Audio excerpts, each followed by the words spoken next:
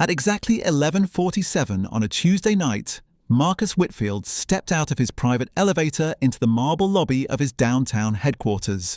The building was empty, save for the security guard who straightened instinctively as the billionaire's polished shoes clicked across the pristine floor. Marcus didn't acknowledge him. He rarely acknowledged anyone these days.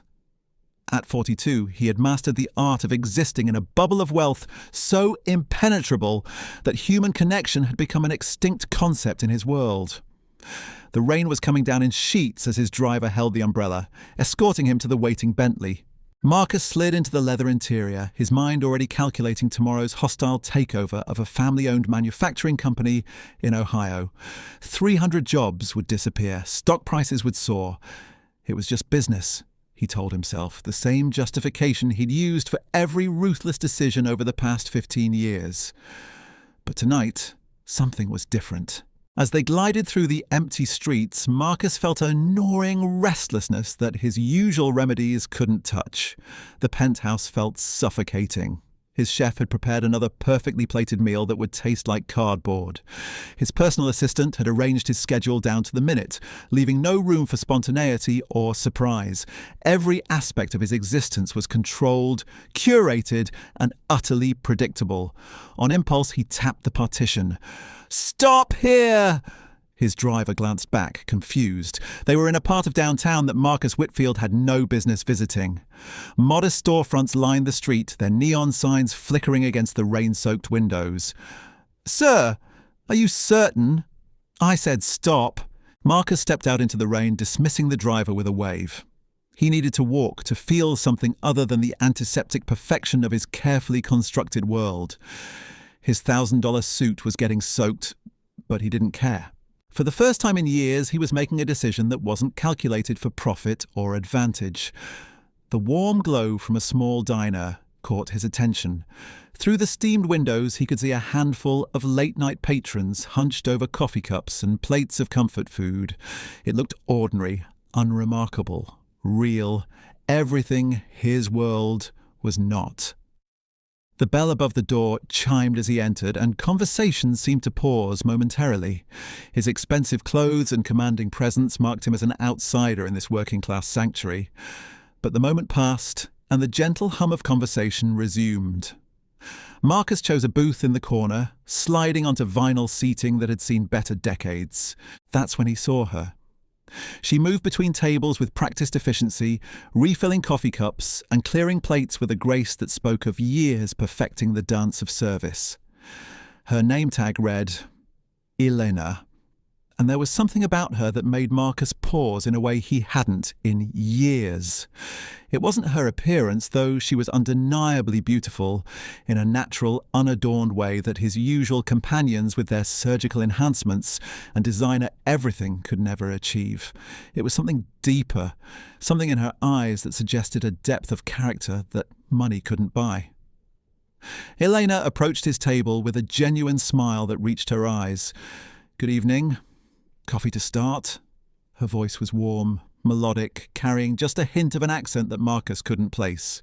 He nodded, suddenly aware that he couldn't remember the last time someone had spoken to him without wanting something in return.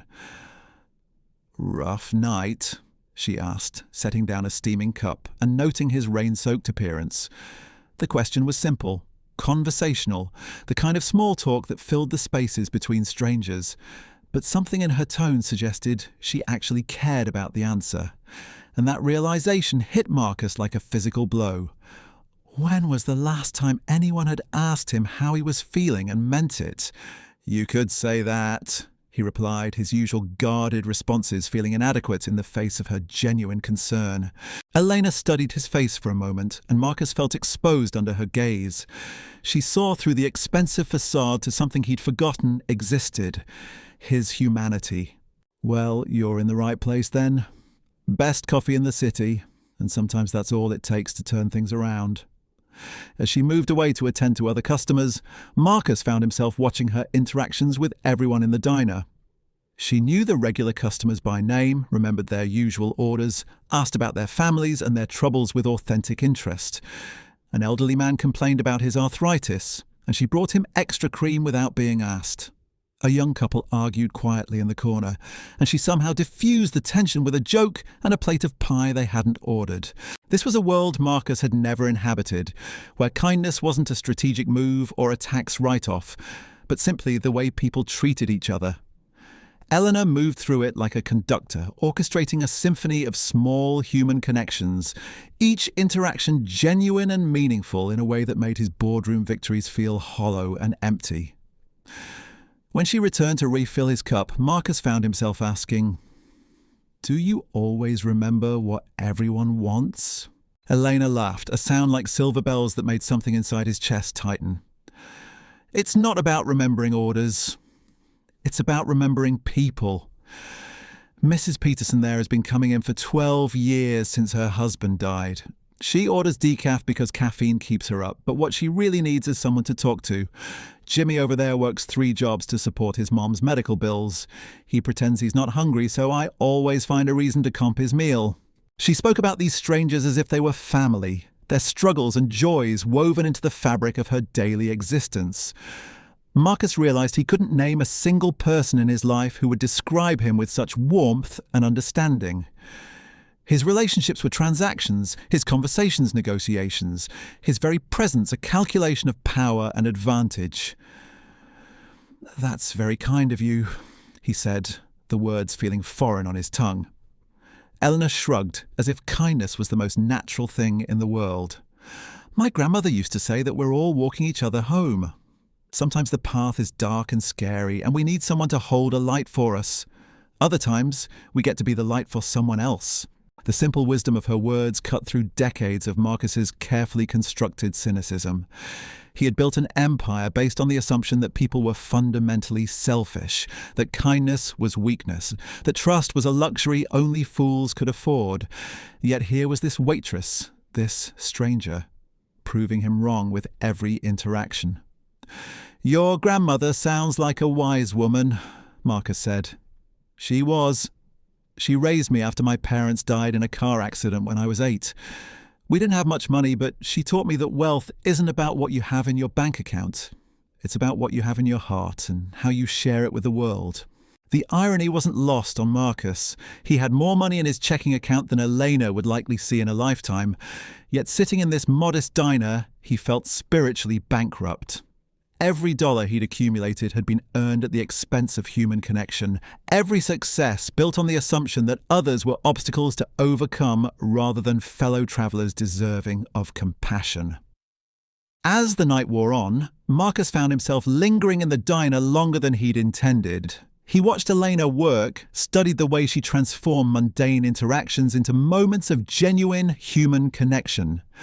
When a customer couldn't afford his meal, she quietly covered the cost. When a stressed mother struggled with a crying baby, Eleanor offered to hold the child while the woman ate in peace. These weren't grand gestures or calculated acts of charity. They were simple kindnesses, offered freely and without expectation of return. The diner began to empty as the night grew deeper, but Marcus remained, nursing his 3rd cup of coffee and trying to understand the foreign emotion growing in his chest. It felt like awakening from a long, dreamless sleep to discover he'd been missing something essential all along. Eleanor approached his table one final time, her shift clearly ending. "We'll be closing soon. Can I get you anything else?" Marcus looked up at her, this woman who had unknowingly shattered his worldview with nothing more than genuine human kindness. "Actually, yes, you can tell me your story. How did you end up here?" She hesitated for a moment, perhaps sensing that this wasn't idle curiosity, but something deeper. Then she slid into the seat across from him, and Marcus felt his carefully ordered world begin to shift on its axis. Eleanor settled into the booth across from him, her tired eyes reflecting the soft diner lighting. The gesture felt intimate in a way that Marcus's boardroom negotiations never had, despite involving millions of dollars and hundreds of employees' futures. "My story isn't particularly exciting," she began, tucking a strand of hair behind her ear. "After my parents died, my grandmother and I moved here from Mexico. She worked as a seamstress in a factory downtown, 12-hour shifts for barely minimum wage. I was determined to go to college, maybe become a teacher." Marcus leaned forward, genuinely interested in a way that surprised him. "What happened?" Life happened.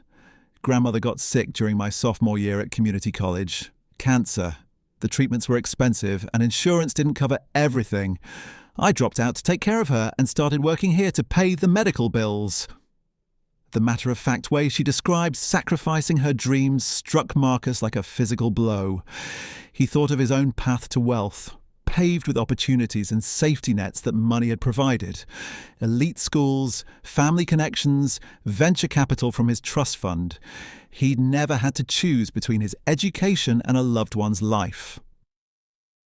"I'm sorry for your loss," he said, the words feeling inadequate but sincere. "Thank you. She passed 3 years ago, but I stayed here. This place became home. These people became family. Sometimes the path you don't choose chooses you, and you discover it was the right one all along." Marcus studied her face, searching for bitterness or resentment, but found only acceptance and a peaceful strength that he'd never encountered in his circles of power. The women he knew complained about minor inconveniences with dramatic flair, while Elena had endured genuine hardship with grace. "Do you ever regret it, giving up your original plans?" Elena considered the question seriously, her fingers tracing patterns on the worn Formica table.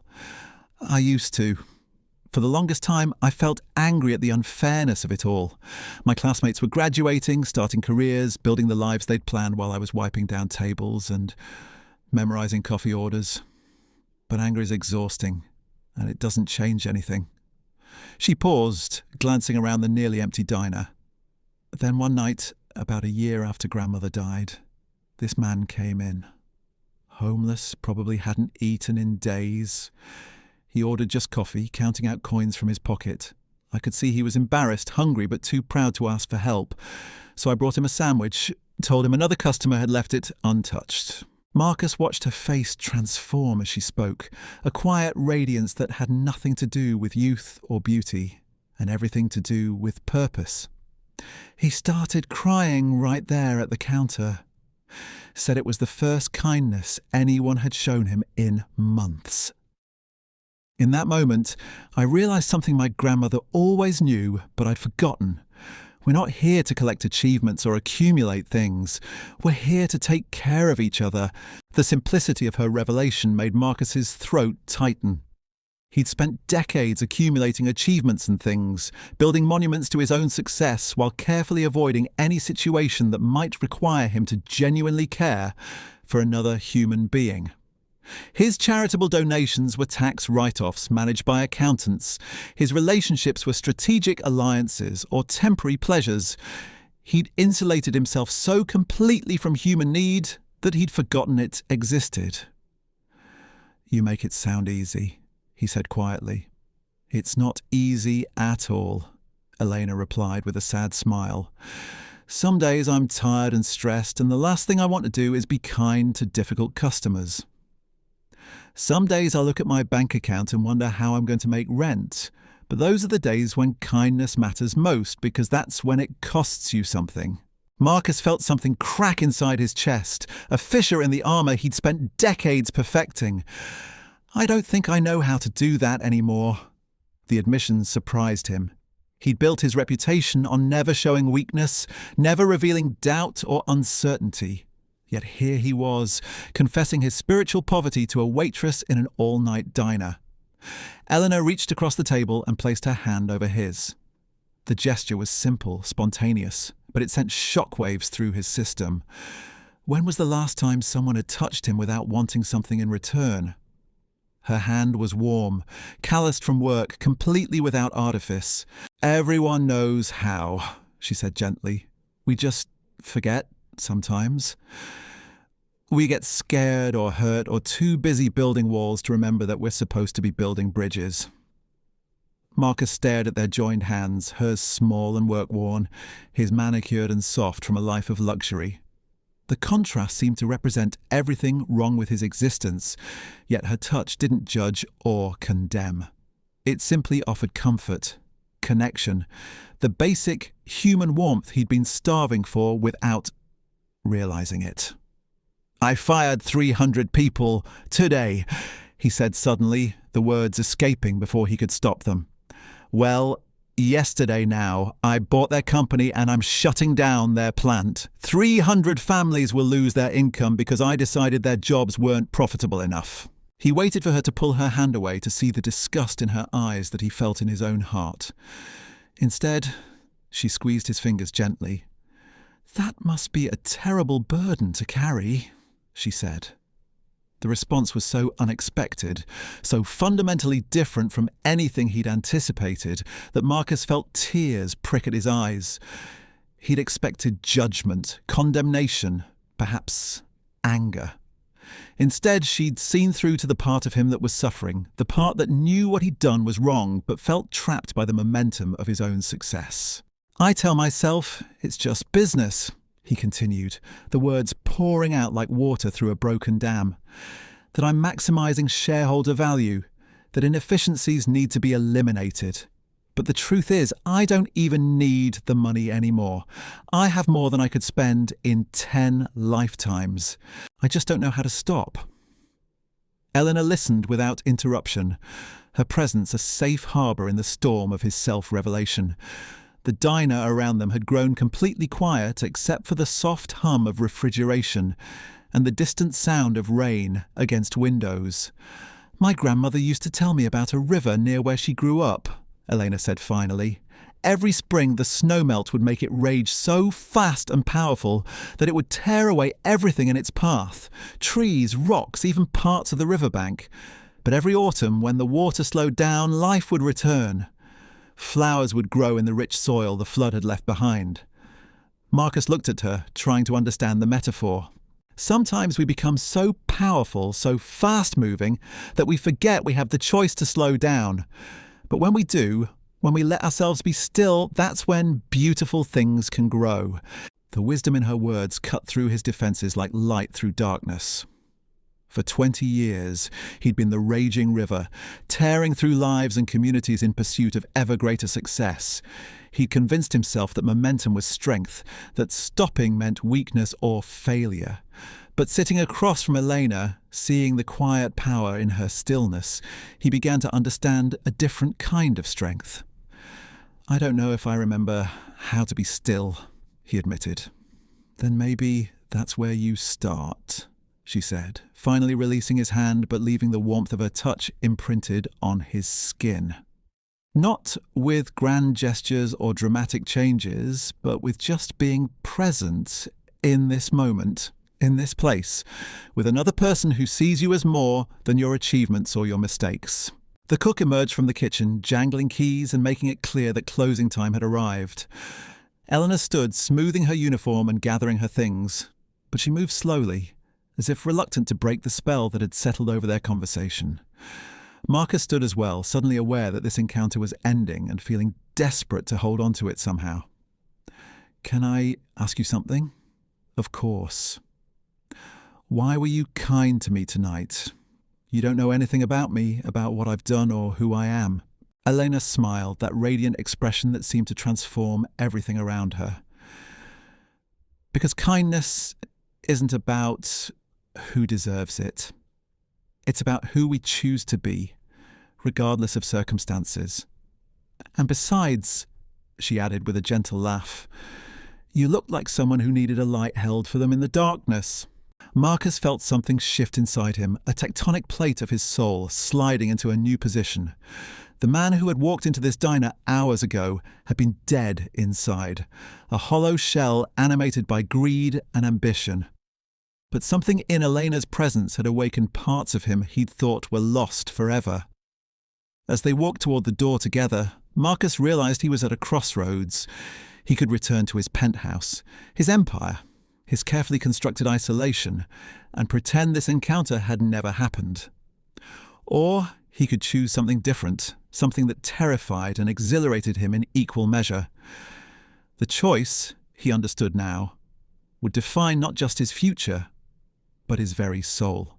The rain had stopped by the time they reached the diner's entrance, leaving the streets glistening under the amber glow of streetlights. Marcus stood on the threshold between two worlds, the warm sanctuary of the diner behind him and the cold reality of his empire waiting in the darkness ahead. "Thank you," he said, the words carrying more weight than any multi-million-dollar contract he'd ever signed. Eleanor paused, her hand on the doorframe. For what? For seeing me. The real me. Not the reputation or the money or the power. Just me. She studied his face in the soft light filtering through the window, and Marcus felt exposed in a way that had nothing to do with vulnerability and everything to do with truth. We all have light inside us, she said quietly. Sometimes it just takes another person's kindness to help us remember where the switch is. As she disappeared into the night, walking toward what Marcus assumed was a modest apartment in a working-class neighborhood, he stood alone on the empty sidewalk. The city around him looked different somehow, as if he was seeing it through new eyes. The homeless man sleeping in the doorway across the street wasn't an eyesore to be ignored, but a human being worthy of dignity.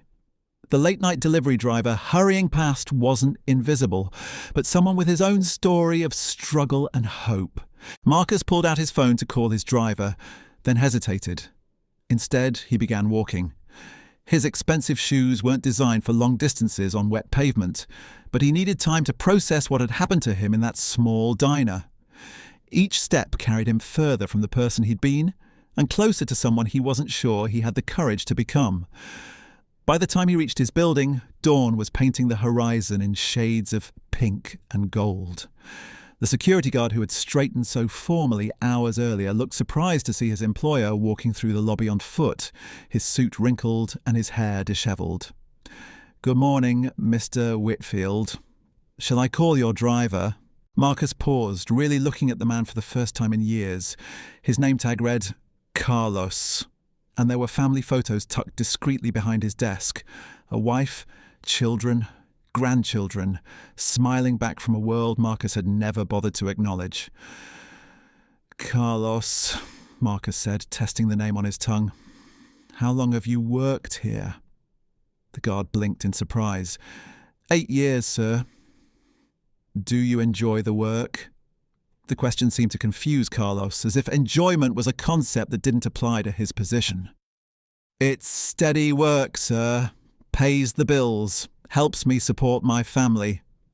Marcus nodded, filing away this small glimpse into a life he'd never considered. "Your family? They're well?"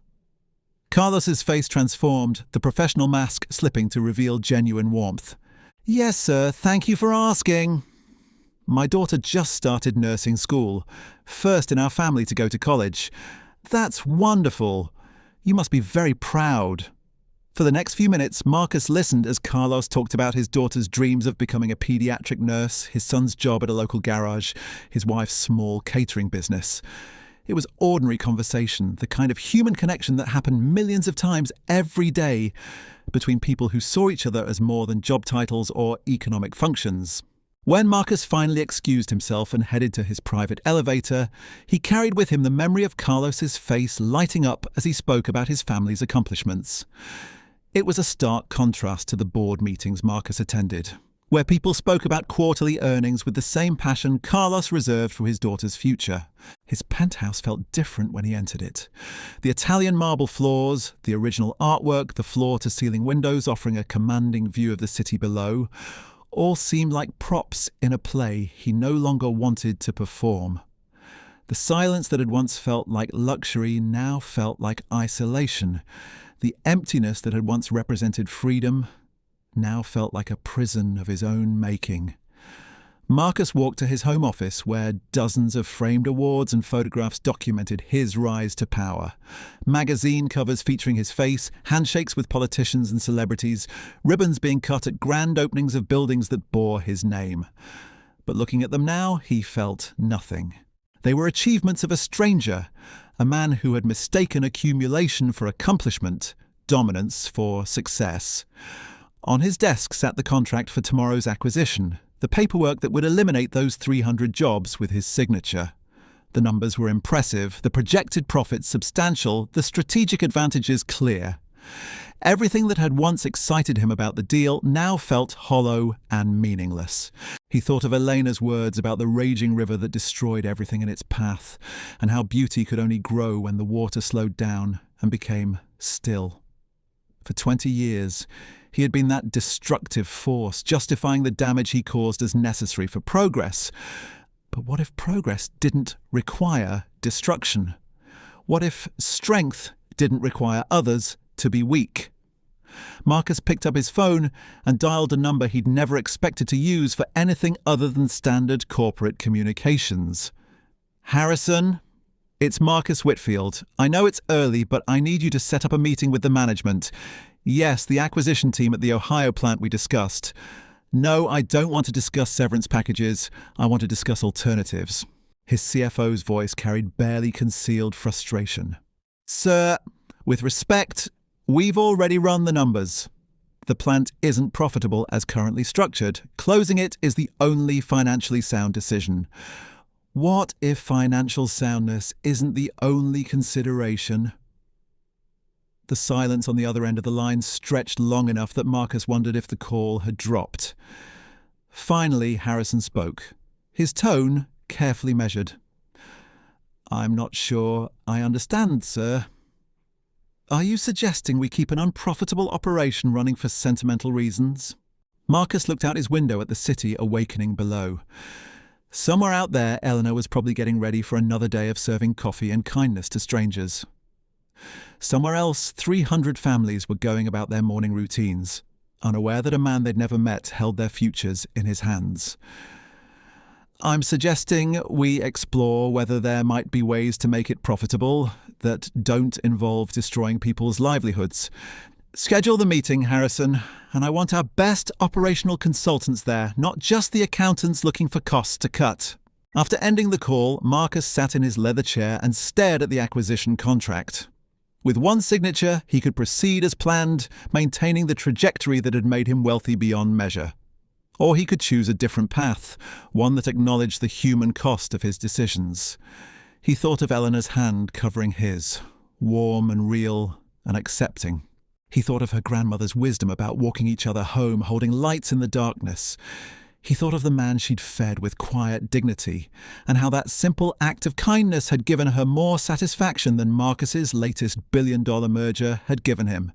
The intercom buzzed, interrupting his thoughts. "Mr. Whitfield, your morning appointments are scheduled to begin in 30 minutes. Shall I confirm your attendance?" Marcus looked at his calendar, packed with the usual succession of meetings designed to expand his empire further. Board reviews, investment discussions, strategic planning sessions. All of it suddenly felt like elaborate theatre, a performance he'd been giving for so long he'd forgotten it was just an act. "Cancel everything," he said. "Sir, everything? But the board meeting regarding the Henderson acquisition is scheduled for 10 o'clock. And the investors' presentation for the downtown development project is at noon. Cancel it all, Jennifer. Reschedule for next week. I have something more important to do today." He could hear the confusion in his assistant's voice, but she was too professional to question his decision directly. "Of course, sir." "Should I provide them with a reason for the postponement?" Marcus smiled, feeling lighter than he had in years. "Tell them I'm learning how to be still." As he hung up the phone, Marcus realized he had no clear plan for what came next. For the first time in decades, his schedule was empty, his time his own. The uncertainty should have made him anxious, but instead, it felt like freedom. He was stepping off the treadmill of endless acquisition and achievement, choosing to exist in the present moment, rather than constantly racing toward the next deal, the next victory, the next milestone that would supposedly bring him satisfaction, but never did. He walked to his closet and looked at the rows of identical expensive suits, the armor he wore to intimidate and impress. Today he chose simple slacks and a sweater, clothes that didn't announce his wealth or demand deference, clothes that would let him move through the world as just another human being, rather than as Marcus Whitfield, the billionaire. The elevator ride down felt different. Instead of reviewing deal points or planning strategic moves, Marcus found himself simply breathing, simply being present in the moment. When the doors opened at the lobby, Carlos looked up from his security desk. "Good morning again, Mr. Whitfield." early day today? Actually, Carlos, I was wondering if you could recommend a good place for breakfast. Somewhere real where regular people go. Carlos's surprise was evident, but he recovered quickly. There's a little place called Mama Rosa's about 6 blocks north.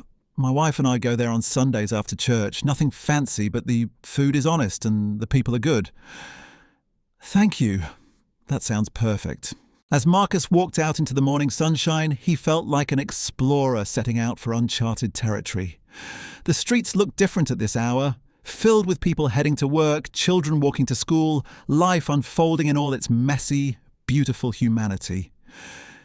He had spent so long observing the city from his tower that he'd forgotten what it felt like to be part of it. Mama Rosa's was exactly what Carlos had described. A modest storefront with checkered tablecloths and the kind of worn comfort that spoke of decades of feeding working families. The waitress who approached his table had Eleanor's same genuine warmth, though she was older, with silver-streaked hair and laugh lines that suggested a lifetime of finding joy in simple things. "Morning, honey. Coffee? Please, and whatever you recommend for breakfast." She studied him with the practiced eye of someone who had been reading customers for years. "You look like a man who needs some comfort food. How about our special? 2 eggs over easy, thick-cut bacon, hash browns, and toast made from bread we bake right here." It was probably more food than Marcus usually ate in an entire day, but he nodded. "That sounds wonderful." As he waited for his meal, Marcus watched the rhythm of the restaurant. Construction workers grabbing quick breakfasts before heading to job sites, elderly couples sharing quiet conversations over coffee, a young mother feeding her toddler while balancing a baby on her lap. This was the world he had forgotten existed, the world that his business decisions affected but that he had insulated himself from experiencing. When his breakfast arrived, it was enormous and delicious in a way that his private chef's artfully plated creations never were. The eggs were perfectly cooked, the bacon crispy, the hash browns golden and satisfying. But more than the food, it was the environment that nourished him. The gentle buzz of conversation, the clatter of dishes, the sense of being part of a community rather than floating above it. "Everything okay, hon?" the waitress asked, refilling his coffee cup. "More than okay," Marcus replied and meant it. "This is exactly what I needed." She smiled, the same radiant expression he'd seen on Elena's face. "Good food, good people. What more do you need, right?" As he finished his meal, Marcus realized that Eleanor had given him more than just a moment of human connection. She had shown him a way of being in the world that he had forgotten was possible, a way that valued presence over productivity, kindness over conquest, connection over control. The bill came to less than what Marcus usually spent on a single cup of coffee at the exclusive cafe near his office. He left a tip that was probably 3 times the cost of the meal, but more importantly, he left with something that no amount of money had ever bought him. He left with hope that he could become the person Elena had seen in him, the person he had forgotten he could be. Walking back toward his building, Marcus pulled out his phone and made another call, this one to his head of human resources. "Margaret, it's Marcus. I want you to put together a team to visit our Ohio acquisition. Not to plan layoffs, but to understand what those jobs mean to the people who have them and the community that depends on them. I want to know their stories, their challenges, their ideas for how we might make things work better, rather than just more profitable." The request clearly surprised her. "That's an interesting approach, sir. How much time should we allocate for this assessment?" "As much time as it takes to do it right. And Margaret, I want to go with them. I want to meet these people myself." After ending the call, Marcus stood on the sidewalk outside his building looking up at the tower of glass and steel that housed his empire. It still represented power and success, but now it also represented possibility. The possibility of using that power differently, of defining success in terms that included the well-being of others, not just the accumulation of wealth. He thought of Elena somewhere in the city, probably preparing for another shift at the diner, ready to offer kindness and connection to whoever needed it. He thought of the homeless man he'd fed, of Mrs. Peterson who needed someone to talk to, of Jimmy working 3 jobs to support his mother.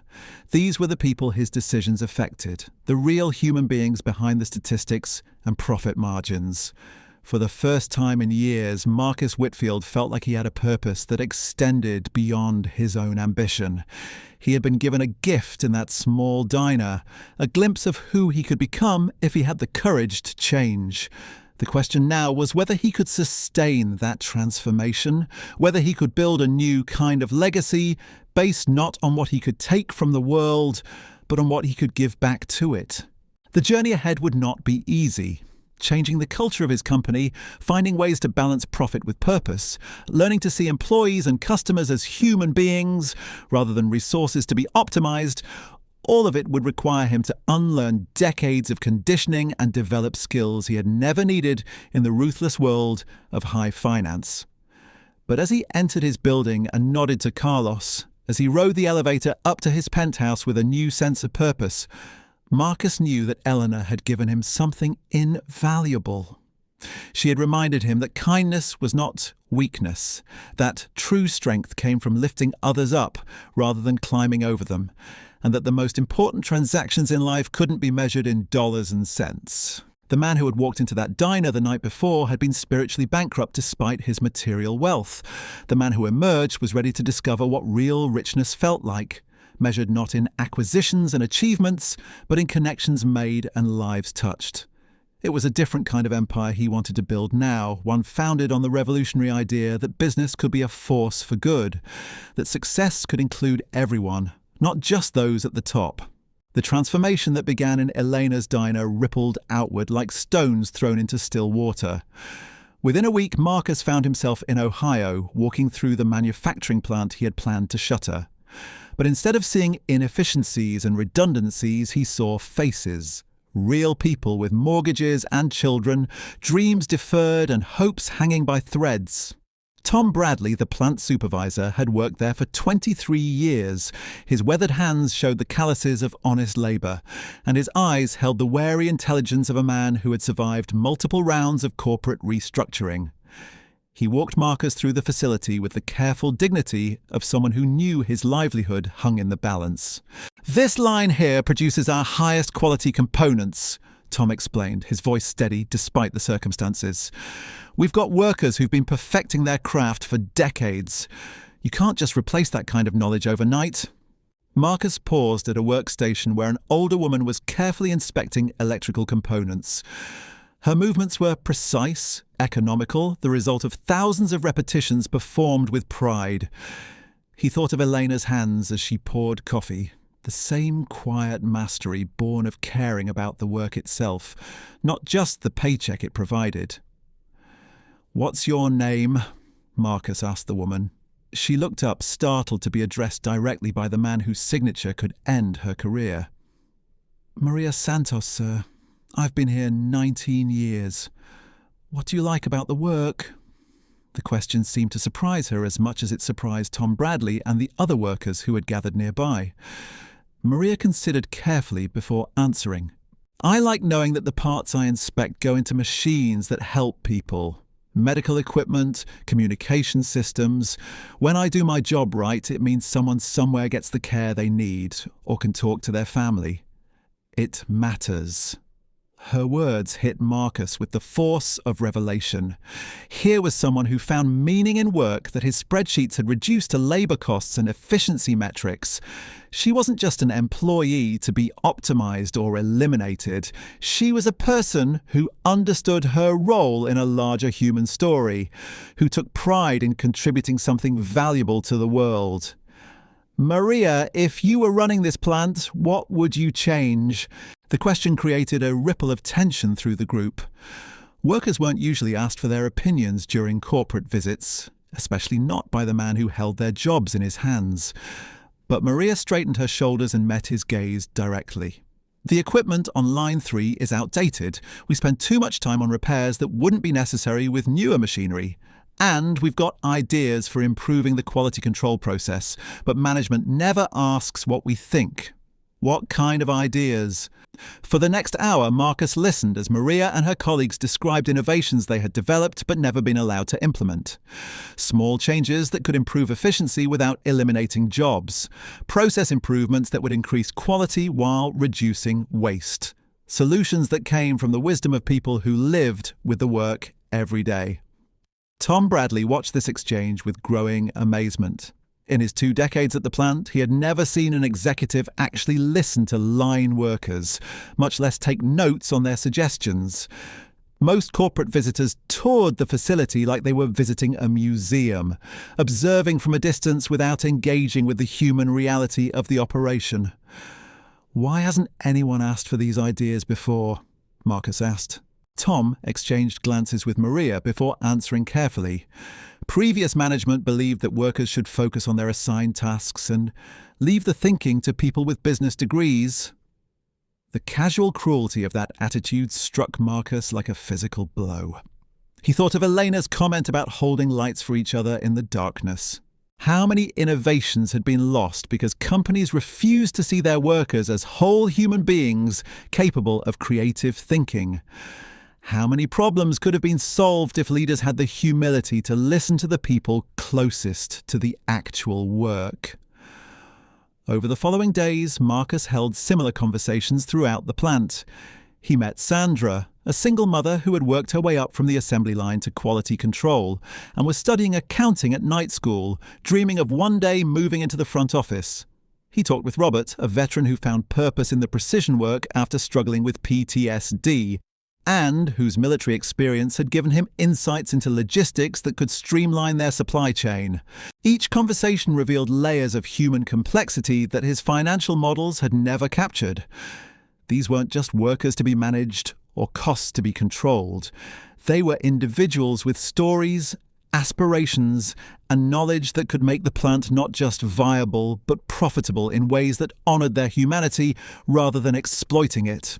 The breakthrough came during a meeting with the plant's informal leaders, the workers that others looked to for guidance and support.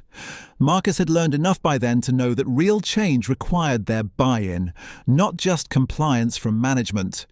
"I came here planning to close this facility," he admitted, his words creating a tense silence in the conference room. "The numbers didn't look good, and I thought the only solution was to cut our losses and move production overseas." Sandra leaned forward, her expression guarded but engaged. "And now? Now I'm wondering if I've been asking the wrong questions. Instead of asking how to cut costs, what if we asked how to create value?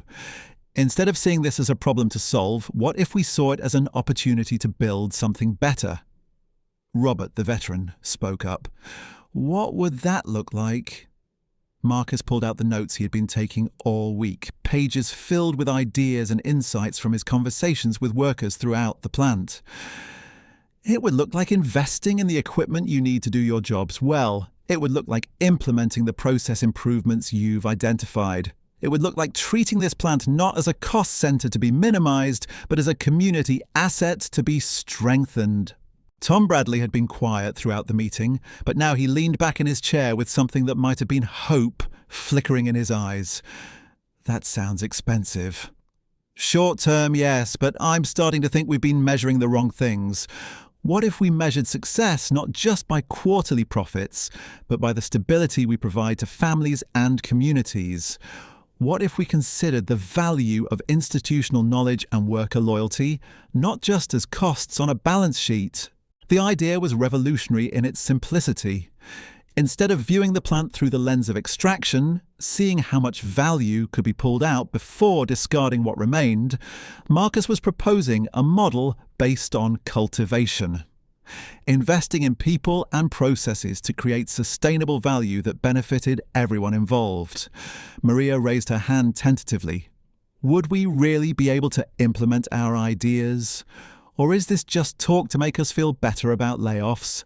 It was a fair question, born of experience with corporate promises that evaporated when the quarterly reports came due. Marcus understood that his words meant nothing without actions to back them up. "I'm going to be honest with you.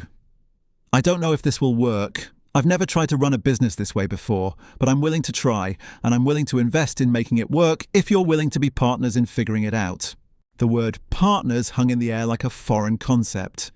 In the traditional corporate hierarchy, workers and owners occupied different worlds, with minimal overlap and maximum distance. But Marcus was proposing something different, a collaboration based on mutual respect and shared investment in success.